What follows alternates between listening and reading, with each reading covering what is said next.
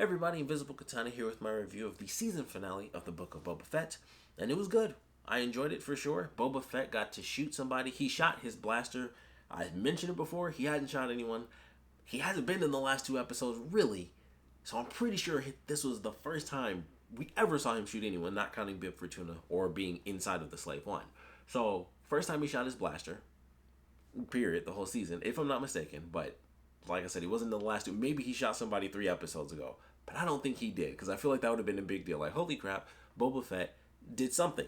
Like, he loved to use the missile once in the first episode, or I guess it was the second. Or no, it was the first, and that was it. That was the last time we saw the missile until the season finale. Not that I expect the missile all the time, but he also, actually no, he didn't use the back missile. He used the little launcher. So yeah, okay, I guess that was the first time. You save it for the season finale. That's fair. I feel like he could have done it more than once, though. He could have done something. I feel like the whole season, minus the last two epic episodes, of course. I feel like that brings down the whole season finale for me because it's like I really enjoyed the show. I enjoyed elements of the show, parts of the show. I shouldn't say elements like it wasn't good. Ultimately, even not counting the last 2 episodes, I do think. That's what, only 6 episodes. So out of the 4 episodes, I would say, or maybe it's been 7. So if there's like 4 episodes, I enjoyed, or 5 episodes, I enjoyed 3 out of the 5. So I'd say that's good. I'd say that's good. Episode 2, and I mentioned episode 4. So, and then this would be episode 7. So yeah, so 3 out of 5. It could be 5 out of 5, but episodes 2, episode 4, and then of course the season finale, I consider as just the Book of Boba Fett. It's technically good, but it really doesn't, blow up like it did the last 2 weeks if it wasn't for the Mandalorian stuff. Especially considering one episode was legit just the Mandalorian, and the last one he basically was mostly the Mandalorian and little baby Grogu and Luke Skywalker and Ahsoka. It was a historic moment, so I think we can just it'll be top tier Star Wars, period. But it wasn't Boba Fett, and it's still kind of sad. But I did enjoy the ending. Seeing both Boba and Mando teaming up was really cool, and them having that Mandalorian moment, because a part of it is we don't really see that. In live action we haven't, especially not with Boba Fett, really outside of his connection to his father. We don't really see him do much of the actual Mandalorian stuff. At least obviously not live action. It's everything's in the comics when it comes to Boba, but even at this point, he had just been introduced, so we saw him basically have a wrestling match, and then that was pretty much it. So it's them having that bond where he's Mando's like, hey, it's the creed, and he's like, you really live by that bantha fodder, and he's like, I do, and he's like, good, because I kind of need it right now. It was one of those warrior bonding moments for them both. So I was like, that's kind of interesting. He caught, of course he's not that deep into it, but he had the little foul and stuff in the last season, or in season 2 of Mandalorian. But it was like, oh, that was an interesting little moment just to see his reaction to that and them kind of go with it. And it's like, he was willing to die. It was just like, I left little baby Grogu to train and do all that stuff. And hey, the creed is the creed. Because if Grogu showed up a little bit earlier, or maybe way earlier because they were deep in the fight at that point. But if he showed up earlier, I'm very curious how that answer would have gone. When I was like, Because I do kind of feel like I feel like they hinted at it, and maybe I was looking too far into it, but the scene when they reunite, it seems like he was kind of reignited by the whole thing with the armor, where she was like, you've basically failed as a Mandalorian. Because when Grogu was reaching at him, he was kind of tapping his mask, and it seemed like he was hesitating, hey, and he was just saying hi to him, and I was like, I feel like that was supposed to be a hint, and he registered, and like I said, maybe I listened, they were in the middle of war, so maybe him huffing at a certain point I took differently, but I was like, That seemed like a little moment where he was kind of he's waving at him and he's touching the mask, I want to see my dad. He's like, yeah, I failed as a Mandalorian. I gotta, he's in timeout or something. I'm curious if that's gonna come up at all. So I just thought that was interesting. Like I said, couldn't look too far into it, but that was something I noticed. I was like, he's touching the mask, and it seems like he's hesitating, but he can't say I can't take it off because it's his kid. He had the, you got my shirt. Oh, my son's wearing the shirt I bought him. Cute moments, all around. Darksaber was in it, very cool. Doesn't get utilized as much as I would like. He does get a stab in on the giant things that are now canon from the comics. I don't remember the name. They're it's not Scorponok because that's a Transformer, but I think it might be Scorponok. We'll say it's Scorponok. Either it's right or it's just the Transformer. It's either both or it's just the Transformer. That would be cool if it was actually the Scorponok, but I think it's Scorpion something. But basically, they're, like old school giant droidicas, which were always like some of my favorite. I love the blaster sounds they made. They were very specific. It was like something hollow playing, and I always thought that was cool. And it seemed like they reversed whatever sound they made as well. So I thought theirs always sounded specifically good. But these giant things, when I first saw them, I was like, they said Cyberdyne Systems? Because that looked straight out of Terminator to me. Like, they had the Terminator scene on Mandalore, but I was like, that's just the Terminator with the tank, the tank treads. They just put like a couple legs on it, and I'm like, that's the exact same thing. Which is fine by me. I love Terminator. But I was like, Cyberdyne. But it is in Star Wars, just, that's what it made me think of when I first saw it. Especially, you got the red eye and like the full chrome. I'm like, all I think is, it hits me. It's Terminator. But I love those. They couldn't get through the shields. They showed that Black Chrysanthemum was trying to reach through the shield, because that was actually a thing. Even in Clone Wars, they referenced that, where you can't throw detonators at the shields, but you can just if you do it softly, because they actually reference the kinetic energy and then the physical, the kinetic and energetic, I guess. I don't know, the weapons and the people themselves, like, everything we shoot at it or hit it with is too much force to get through, and then it basically repels everything else. There you go. But it seemed like they specifically did that to be like, oh, they have upgrades, because you could go through them before, as long as you were like slow moving, it was good. But it was specific, like, nope, it's not like that. You can't just like slowly make your way through and like destroy the droids. I think they even do that in Clone Wars, where Obi-Wan does it, and I think he's like inside the thing and he like chops it up. Maybe, I don't remember. Maybe, I feel like that happened at some point. I feel like that was somewhere in Clone Wars.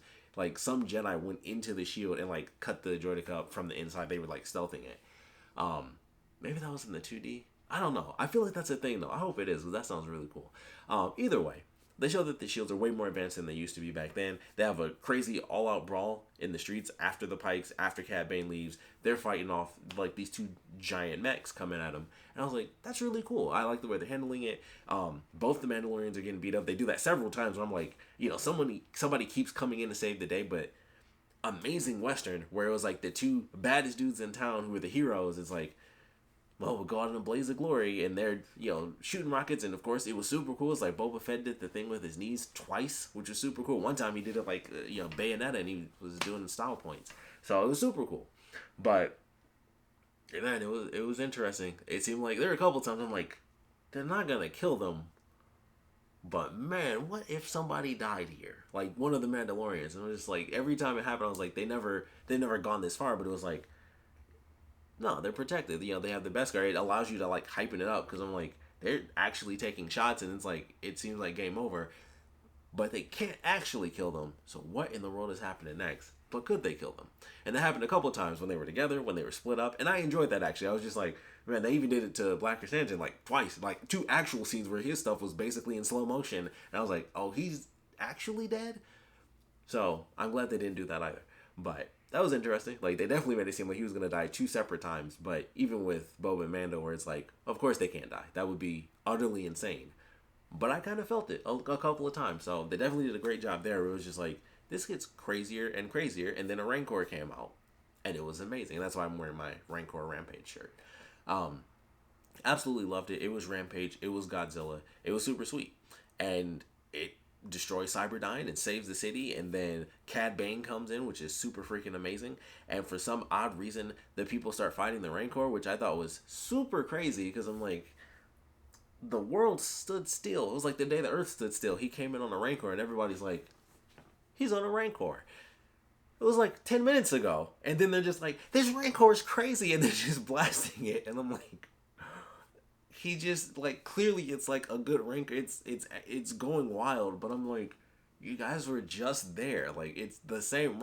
A second Rancor didn't come out of the ground and start killing people. Like, it was weird to me that they just started shooting the Rancor. Like, it's Boba Fett's Rancor, guys. Like, I know the war is over, but like, relax. It was super weird, and I was just like, they're just like shooting this thing up like crazy, but eventually everything's fine. Mando was going crazy with it. Like, I was like, wow, he's really going through it in this episode. But of course, Grogu saves him for the second time, actually, because he saved him with the droid, which is really funny, because they were building up like it was this epic moment, and then he just took like a socket out of the leg, and I was like, okay, that was really funny and also very cute. And then he did it the second time, and it was the sort of calming effect, which I feel like we've seen quite a few times, especially if you've seen Clone Wars. That's a very popular thing, like just shut up and go to sleep. So we got to see that again, and it was cool. It was like, okay. And he did fall asleep. At first, I thought he wasn't tired, but then he like cuddled up against it, and I was like, well, there's a picture for you. It's cute. But it was a good episode. It was cool for the Mando. It was cool for Boba. Everybody lived, which was great, except for Cad Bane. And I'll get that's the last thing. But other than that, I thought it was good. The end credit sequence, Cobb Vanth is back. Once again, shot in the shoulder. I already knew that, so it was weird that they played it up that he was dead, especially with the guy from his town being like, "Hey, we shot." I think he specifically said he was killed in cold blood. And I'm like, they would have known if he was dead or alive before getting a tank and going into battle. So it was weird for him to be like, yeah, he's totally dead. And I was like, but he was shot in the shoulder, and then that was like the tease at the end. So I thought it was weird because I'm like, well, that just makes it dumb because, for one, I mean, a lot of people did think he was dead, but I'm like, he clearly shot him in the shoulder. But I just thought it was weird. I was like, why would he say he was killed in cold blood? But they would have to know that he's alive for him to get to the man, I cannot say that freaking word tonight. Back to tank. Jeez. I keep thinking Bantha. But the back to tank. For that to be like after the battle and stuff, they would have known he was fine. There's no way that they were like, we gotta go to war and then we'll take him, to the to Jabba's to Hutt's palace. That's still Jabba. Fett's palace. That just seems weird. I'm like, they knew he was alive, but he said he was dead. Or he knew he was alive, and he took him to the back to tank already, and then he just lied, and was just like, no, he's dead. Which either way, he lied. So, it's weird. I thought it was weird for them to write it in that way, and then have that be like the big twist, because like, it just makes it stupid. It's like, well, he would know if he was dead. Like, he's literally the guy that got the whole town rallied and stuff. He would have taken the time to be like, is Cobb Vanth dead? Wanted to touch on that because it really bugged me, because I'm like, oh, I guess he's dead, and then they did the reveal that he wasn't actually dead. And I'm like, well, that's a weird twist, because that guy would have known if he was dead already. So, like, it made it factual if he said it, and it was just, like, a lie to the Mando just for no reason. I'm like, that doesn't make any sense. That's weird. But I had to touch on that and do a mini rant on it, because I was like, that's super weird. Also, the Pike mask. Why didn't they use those Pike guard masks the whole season? Like, I don't know. I didn't recognize them if they showed them, standing in the background before.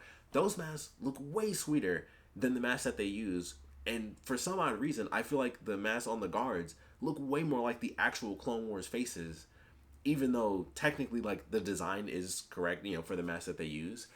It's technically, like, where their eyes and stuff are, but for some reason, like, the flat line across the front, and then it had, like, two little antennas and stuff, and I was like, I feel like that just fit way more. I feel like they wear that specific mask, and I feel like that was a better representation. Be like, oh, we'll just make the actual mask and don't make a mask of what their face looks like from the animated series, because then they of course showed their real faces in live action, at least, and they're kind of like fish face people, but the mask face is their face. It's like a tiny little face, and that's really it.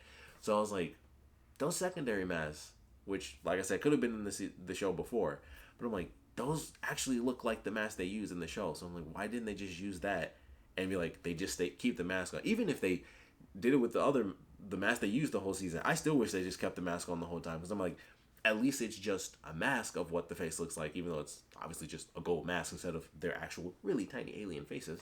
Why not just leave that on? It does less work for them too, because they wouldn't have to do like the whole prosthetic and make it like a technical like fish face looking thing. They could have just kept it mysterious, and that would have been cooler. But either way, those are my two little rants. The final rant is Cad Bane is dead. But maybe, and hopefully, he is not. Because as he's exhaling, he does the full tongue out dead. There are like two little beeps. And I don't think that was like his little machinery going off. Like I said, he already did the big gasp. He's gone. And then there were like two little beeps. Because they held on it for a long time. And then I heard those two little noises. And I'm like, Cad Bane could come back. And I really hope he comes back. I think they need to do more with the character. It sucks that he came in to die. It was cool the way they did it, because Boba Fett killed Cad Bane. Like it. I also wish it was a longer fight or just a cooler fight, because I felt like it was a little too fast. Because even when he got the when he's used the gaffy stick and basically, he won the fight. I kind of wish that was the second phase where he like tripped him up, and then they kind of went head to head where it was like, oh, maybe he had to use both guns or something. We never saw him use both guns. That's another thing. And I know he didn't have the jet boots, but that would have been cool too. But we never got to actually see him dual wield. It's like, it's Cad Bane. I know, quick draw. That's that they're doing the full Western. But, people dual wield in the West. The Man in Black can dual wield. It's totally fine. And he does. He does in the animated series. So, he's got to be alive. Because they have to show him do more than just like, boom. And, like, we got to see him doing some stuff. I mean, he's got like those real crazy balloon fingers at the end. So, like, I don't know how they'll do it. They can't really do much spinning unless they do, like, all side profile stuff. But, I don't know. He's got a dual wield in live action, so he's got to be alive. Plus those two beeps. So I'm just gonna say that was the actual teaser. That a lot of people, that's the YouTube thing, like 10 things you might have missed. So I really hope Cad Bane's alive. If not, that really really sucks that they brought him into live action. I personally think he looks great because they actually do it with prosthetics, which is why he doesn't have the long face. But I think it looks great. The guy has to constantly go like this. And that's really funny to me. I don't know. When he first showed up, I didn't notice it as much. It was just like his cool way of talking. Because I'm pretty much 100% sure, and by that I mean like 2%, the voice actor is not the physical body actor. So the fact that they do the dubbing that way, and I could be wrong, but even the way it looks is like he supposed to like... It seems like they added the pauses because he's not that slow of a talker. But I'm like, I feel like they did that to, for one, heighten the Western, and two, it helps with the dubbing when it's much slower and it fits his character. So just have him do like, and now play the audio. Okay, got it, like that. So that could work. It could totally work when you keep him slow talking. But I thought that was interesting. I was like, I feel like, people mentioned the lip sync with Luke, which was also full CG. This was just putting the voice on. I don't know. I just thought that was interesting. Who knows? Who knows? But I think he's alive, and I hope he's alive. Either way, enjoy the full season finale. I love the flying. I love the action. I love the fact that we saw the rockets twice. We actually saw them 3 times because I'm pretty sure... No, Mando didn't use his, but he does have... He fell at one point, and I was like, oh, man, I wish we got to see him use his rockets because I don't think he actually does that. I don't think he has yet. But he did use his whistling birds, when they were having the shootout and they were basically going through all their weapons, which is always a really cool moment. I definitely enjoyed the action. I enjoyed even some of the speeder bike stuff. I still wish that they were not like super vibrant colors, but there were elements where it was like, oh, okay, it seems like they're actually moving a little bit. And then of course Fennec Shand, she got her own speeder, and I was like, huh, so they can make speeders that look like they belong on Tatooine. All right, I guess that okay, sure, because that looked fine to me. I'm just like, I kind of wish their Vespas didn't look that way. They wish. Things we'll think about with the show. But ultimately, I still liked it. Like 4 out of 5 episodes, 3 out of 5 episodes, not counting the last 2. 3 out of 5 episodes I really enjoyed. So overall, I think the show is good. But we'll love to know your thoughts on all things The Book of Boba Fett and The Mandalorian. Of course, I would assume Mando 3 is the next thing. And then Kenobi doesn't have a release date, but everyone's thinking like... I think it's supposed to come out this summer or something, but I don't think they've officially said when. Maybe they did say it. Maybe it was June. I think it's supposed to be June. Something's coming out. But I think Kenobi's next, and then maybe Mando 3. Ahsoka, live action Thrawn, everybody's waiting. And then he could be the big bad. Thrawn versus Mandalore. That would be so cool. That would be so cool. Boy, man can dream, huh? Thrawn versus Mandalore. That would be so interesting. Man.